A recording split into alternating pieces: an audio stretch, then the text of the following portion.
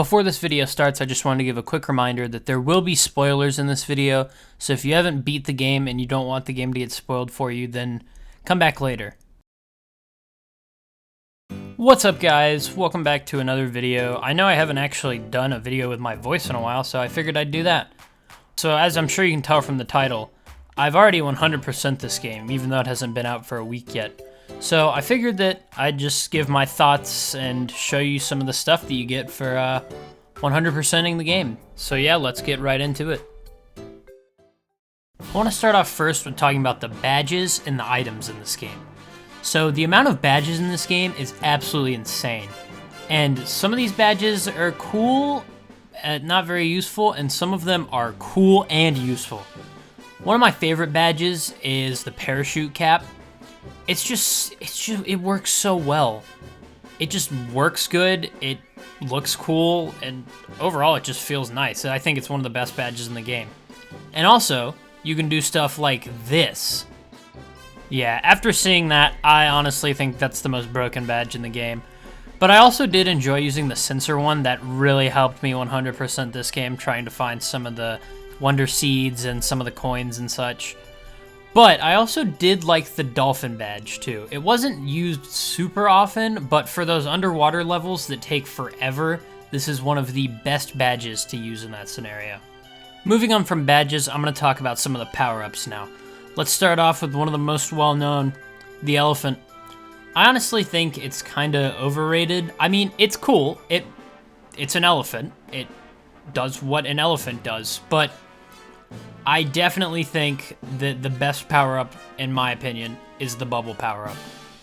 It's not the craziest power-up, but it is very fun to use, and it helps a lot trying to destroy those annoying enemies like Goombas and stuff. And finally, we also have the drill power-up, and I mean, it's pretty cool. I feel like it has a lot of speedrun potential. I don't really see me using it in, like, I don't know, casual play. I didn't even really use it that much because it's only in like 2 levels, but it is a pretty cool power-up. Now let's talk about the main attraction for this game, the Wonder Flower. It is so weird and it fits a Mario game. I love it. And I really enjoy how like pretty much every level has something different to offer. Some of them are more,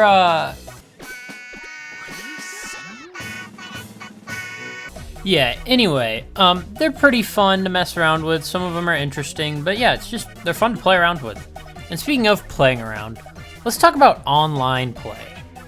Now, this was kind of disappointing to me because I really wanted to be able to like play with my friends and like actually collide with other players, you know, like pick them up like you could on the new Super Mario Bros. Series.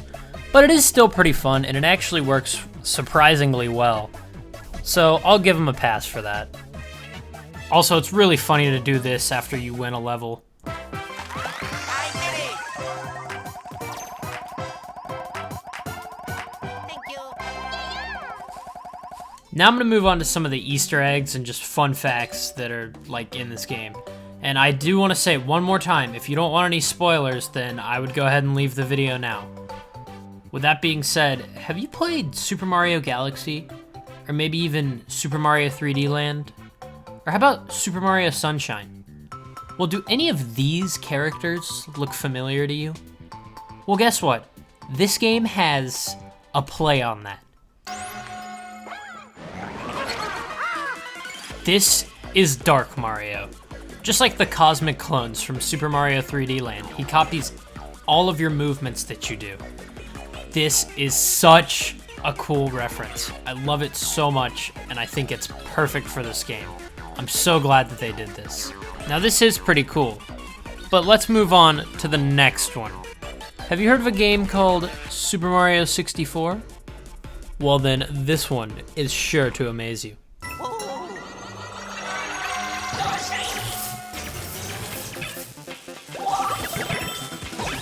That's right, they brought back Metal Mario as a wonder power-up.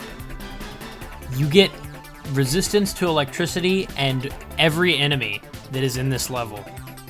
It is the perfect opportunity to use this effect, and I love it so much. And also, this music is just fantastic.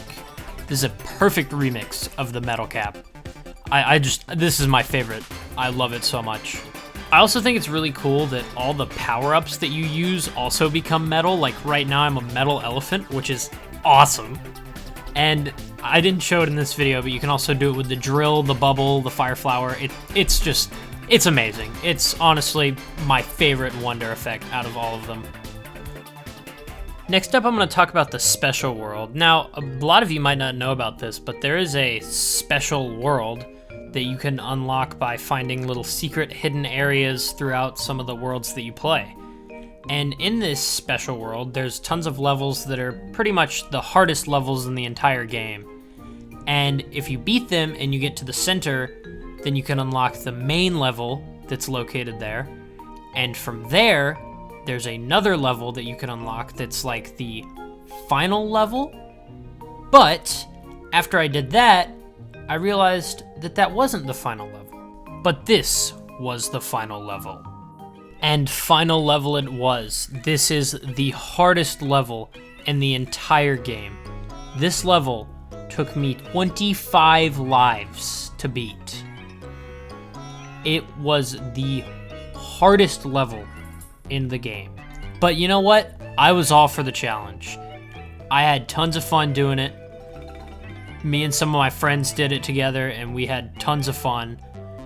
It was a blast, but it was one of the hardest levels, I think, in Mario Bros. History. Well, that might be a stretch, but it was quite difficult. But you know, whatever. The level's difficult, right? What's the even point of beating the level? Well, before you start this level, there's one badge that you're missing. And the only way you can get this badge is by beating this level. And this badge is very special. I can't even describe what it is. I'll just let you see and have a listen for yourself. Onward and upward. What a beautiful day. Wowie zowie.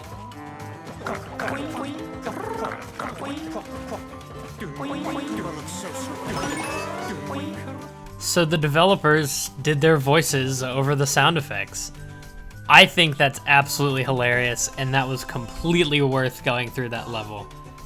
It's just one of the silliest badges, and it's just funny to hear all the sound effects. Like, one of my favorite ones is when you beat the level and you slide down the pole. It's just fantastic. I love it. This video is coming to an end, so I just want to talk about two more things, and then that'll be it for this video. The first thing is, I loved these Wiggler races. They were so fun to do, and it was very reminiscent of like racing Koopa the Quick from Super Mario 64, but that might be a stretch. I think Nintendo just did this for something fun to do, and I was all for it. This was great. I love trying to beat my own time and beat my friends' times as well. And the next thing I want to talk about is I pre-ordered this game from Walmart. I don't know if you saw, but if you pre-ordered this game from Walmart, you got some trading cards. And I was able to get 2 packs, though I gave a few cards to one of my friends because he wanted them and I didn't really want them. They were duplicates anyway. So I'll show you some of the ones that I got.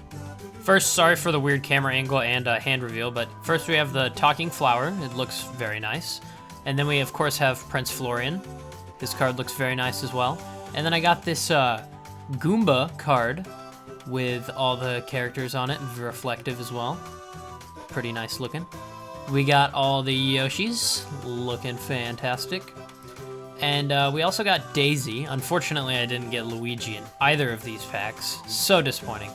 Next we have Nabbit, and his card looks very nice. Like him holding the mushroom. Then we have both of the Toads. Wish they would have put Red Toad, but you know, it is what it is. Then we have the Bulrush. This card looks very nice. I like the purple color. And next we have Mario. Yeah, of course, it's him. Duplicate card. And then we have Superstar, also a reflective card. Looks very nice. And then we have the Hoppo enemy. I really liked these enemies in the game, and this card looks fantastic. And then we have the Poplin, holding, you know, a little seed. And then another duplicate. And then we have these Piranha Plants. Such a weird power-up. And then we have another duplicate. And finally, the Castle Bowser card. This one is so cool. I love this one. Definitely gonna put it in a pack. So that's just gonna about wrap this video up. Overall, I think I'm gonna give this game a 9 out of 10. It was really good, and I really love this game. I'm probably gonna play it again and maybe even beat it again. But the one thing that I have to say is it felt really quick. I don't know if it was just me flying through the levels, but it just kind of feels like a short game. But there is one thing that I can do to get some more fun out of this game, and that is mods.